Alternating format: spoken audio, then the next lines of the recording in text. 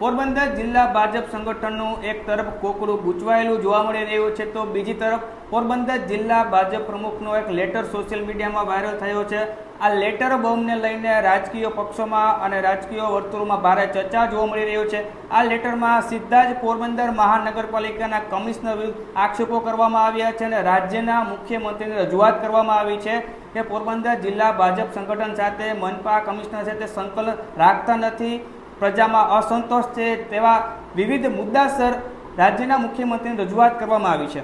મારી પાસે આ પોરબંદર જિલ્લા ભારતીય જનતા પાર્ટીનો આ લેટર છે જે સોશિયલ મીડિયામાં વાયરલ થયો છે। તેમાં પોરબંદર જિલ્લા ભાજપ પ્રમુખ છે ચેતનાબેન તિવારી, તેમના દ્વારા લેટર લખવામાં આવ્યો છે રાજ્યના મુખ્યમંત્રીને। લેટરમાં ઘણા બધા મુદ્દા ટાંકવામાં આવ્યા છે, પરંતુ જે મહત્વની વાત છે તે તમારા સમક્ષ મૂકવા માગીએ છીએ। તેમાં જિલ્લા ભાજપ પ્રમુખ છે ચેતનાબેન તિવારીએ તેમણે એમ જણાવ્યું છે કે મહાનગરપાલિકા તરીકે 1/1/2026ના રોજ 1 વર્ષ પૂર્ણ થયું છે।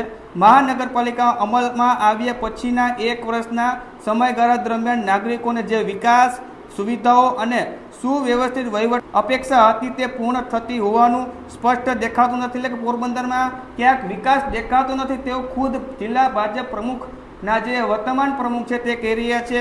અન્ય પણ કેટલાક મુદ્દા ટાંકવામાં આવ્યા છે તે પણ મહત્વના છે। તેમાં એમ જણાવ્યું છે કે જ્યારે જિલ્લા ભાજપ સંગઠન તરફથી જે રજૂઆત કરવામાં આવે છે પોરબંદર મનપા કમિશનર, ત્યારે મનપા કમિશનર એવું કહે છે કે જોઈ લેશું ઔપચારિક અને બિનજવાબદારી જવાબો આપવામાં આવે છે તેવું પણ લેટરમાં ઉલ્લેખ કરવામાં આવ્યું છે।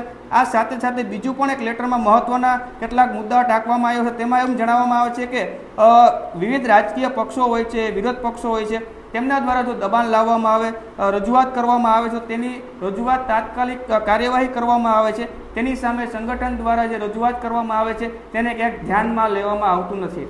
આ લેટર બોમ્બને લઈને ભારે ચર્ચા જોવા મળી રહી છે કે હવે કમિશનર વિરુદ્ધ કયા પ્રકારની કાર્યવાહી કરવામાં આવશે, શું બદલી કરવામાં આવશે। એક વાત તો સ્પષ્ટ છે કે પોરબંદરમાં મહાનગરપાલિકા બન્યા પછી સંકલનનો અભાવ છે, જે કામગીરી થવી જોઈએ તે થતી નથી। જે બેઠકો બોલાવવામાં આવે છે, બેઠકમાં મીડિયાને પણ દૂર રાખવામાં આવે છે, વિરોધ પક્ષને પણ દૂર રાખવામાં આવે, તેવી વચ્ચે હવે જિલ્લા ભાજપ પ્રમુખ પણ સ્વીકારે છે કે સંકલનનો અભાવ છે।